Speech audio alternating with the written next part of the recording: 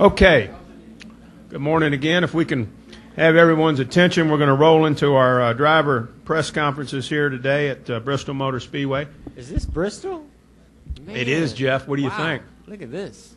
Brands Media Center here at Bristol Motor Speedway, and Jeff Gordon's been kind enough to join us right now. He is driver of the number 24 DuPont Chevrolet. He is second in points, and here at Bristol Motor Speedway, he's won 5 times, had 14 top 5s, 20 top 10s. He sat on the pole 5 times. And Jeff, talk about coming to Bristol. 3 races left before the chase, and your aspirations here tomorrow night.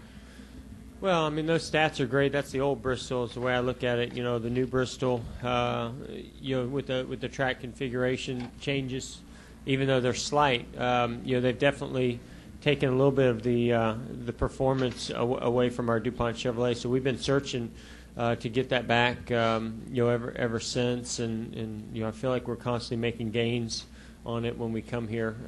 Each race we learn, and as strong as the 48 was the last time we were here, hopefully we can step it up even a good bit more. So. We're always excited to come to Bristol. I mean, love this track. We know what a fan favorite it is, but it's, I think, among the drivers, it's a place that you come to that you're always looking forward to as well. It's just a really cool place to race. Okay, we'll take questions now for Jeff Gordon. We have a couple of mic holders. We have Lindsay, and we have Wes. So if you have one, raise your hand. We'll start right here with Mike. We'll go Tom, and then we'll go to Dustin. We'll stay on the row right there, and we'll come over here. Go ahead. Mike Embry, Speed.com.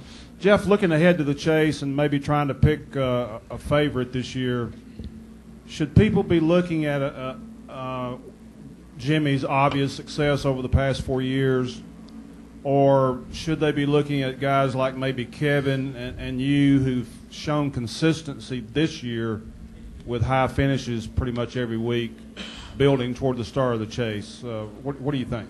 Well, I don't think you can ever count the 48 out. I think until they show a weakness, how can you count them out? I mean, they what I mean by that is, we've seen them through the last 4 years show weaknesses at times during the season, but they always seem to rebound. And when it really counts and it comes down to that chase, they step it up in a way that you can't compete with. And so. Until they don't do that, you gotta, I think, keep them as a favorite, and then but as far as who has momentum, who seems to be the strongest, in my opinion right now, I would definitely say the 29. I think that, especially with that win last week, restrictor plate wins are one thing, but to go and win at Michigan, when those big fast tracks like that are tracks that you're going to have to be competitive at in the chase, plus the bonus points that they have, and the fact that they have been consistent. I mean, I think that Childress has really stepped it up, and especially with Kevin and that 29 team. So, I think that last weekend they kind of solidified themselves as the favorite in my opinion. Okay, we'll go Tom, Dustin, David Newton. Go ahead. Hi, Jeff. Tom Jensen, Speed.com. Kind of a weird stat for you. In the last 6 races, the best average finish has been Carl Edwards, who's at a 4.0 average over the last 6 races. But he's only led 6 laps all year. Is this the year that somebody wins a chase without winning a race, and 6 of the top 12 don't have a victory this season? Can somebody win it without winning a race, and is it bad? I mean, I've always said there's no doubt that you can win it without winning races. The problem that I see right now is when they start the chase, guys that haven't won a race are going to be at least 50 points down to start the chase, and you're talking about to the 48, to the 11, what's the 29 has 3 or 30. Those are hard numbers to overcome. So I think the only way you can overcome those is you're going to have to win in the chase. So I think there's no doubt that it can be done. It's very competitive out there right now. Consistency is still key, but and I'm almost wondering right now if it's more important to win during the regular season than it is in the chase. Get the bonus points to get yourself seated where you really need to get that advantage going in the chase, and then knock out your top fives throughout the chase and win it that way. But you still got to win. So I think you need to win. I don't think you need to win. I think the guy who wins the championship is going to at least have one win this season, and more than likely in the chase. All right, let's go Dustin, David, and Claire. Dustin Long, Landmark Newspapers. Jeff, can you talk about, obviously fans see you guys one way and see the personalities, but can you talk about how different a driver's personality can be when they're inside the car as opposed to outside the car? I mean, obviously there are probably some guys that seem happy-go-lucky outside the car that maybe they have a different attitude, or you've noticed that. How do you change inside the car? And has the change been as great at Bristol here the last few years since you can go too wide, you don't have to bump people out of the way? The change in our personalities?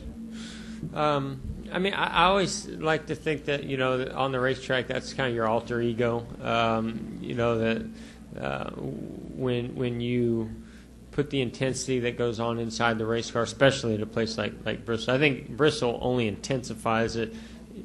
And I think the old Bristol and the new Bristol is the way I kind of look at it. The patience level, the frustration level is to me equally as intense as it's ever been.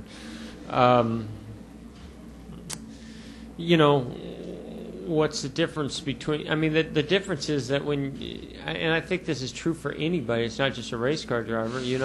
If you're in a calm, controlled environment, then your emotions, your personality is going to reflect on that. You go into a highly intense environment with a lot of pressure, a competitive, intense environment, and it's going to affect your personality and how you react to things. I got asked this great question by Marty Smith about this, and I thought it was a great question because, his question was, who's the real person, the one in the race car or the one outside the race car? And I don't know if I have a great answer for it, but I kind of think it's more the person in the race car. I think you really find out truly who you are in those moments, probably more so than you do outside the race car in a more controlled environment.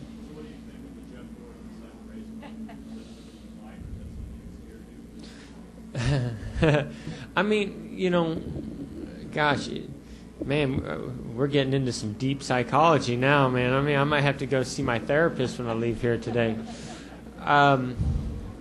For the most part, I would say I'm pretty happy. I feel like I handle myself fairly well in those situations, but I've had my moments where I'm not very proud as well. So I don't know. I'd say that most of the time I feel like I feel like my parents did a pretty good job, put it that way, for the most part. All right, let's go David Newton, Claire B., and Kenny Bruce. Yeah, Jeff. Whoa. Blew me away here. Sorry, a little hoarse. Seems the last few years when you come to this race, a lot of drivers have been kind of protecting their lead or being a little more cautious. Do you think now, I mean, it seems like Harvick's got the point lead kind of wrapped up for the regular season, and there's really not much of a battle for anything more than 12th and 13th. Below that guys will, to choose a phrase, have at it, be a little more aggressive and look for those wins and those bonus points that you think are so important?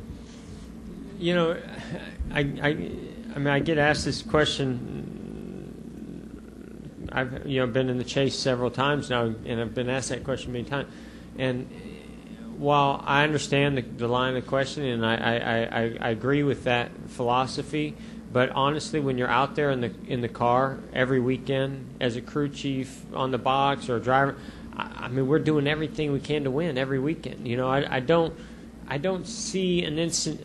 I guess if it came down to the white flag and I thought I could just bonsai two guys on the apron, and knock them out of the way to win the race and be guaranteed to win, then would I do that? Maybe, but other than that, I'm doing everything I can inside the car, and I know Steve's doing everything he can, in the box and the pit crew. So, I just don't. We just don't go about it any differently because we feel like we're already giving 100%. Okay, let's go Claire, Kenny, and Nate. And plus, I've made some enemies this year. I'm not really trying to make any more enemies before the chase starts. Trying to patch up old issues still. So, I guess it depends on who it is. Claire, Kenny, Nate. Claire B. Series, NASCAR Radio. Can you set up the pass here at Bristol? So many people talk about what it's like to race here and how quick the laps go. But we've seen like Kyle Busch and Eric Almirola come from the back. Can you set up what it's like to try to pass here on such a quick lap and mentally, how you set it up? Well, things do happen pretty fast, but when you're inside the car, it all slows down. When you've been making that many laps, running that speed over and over and over again every lap, you're able to adjust to how fast things are coming at you, and your mind just starts to get focused more on the small details of what your car is doing, what your competitor's car is doing, your strengths and your weaknesses, and you try to find those areas and capitalize on them and force.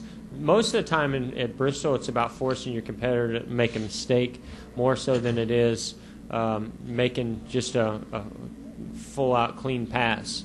In order to get that good run on them or get position on them, first you gotta get them up out of the groove or like I said, force them to make a mistake. But completing the pass, that's the difference now with the new configuration over the last few years.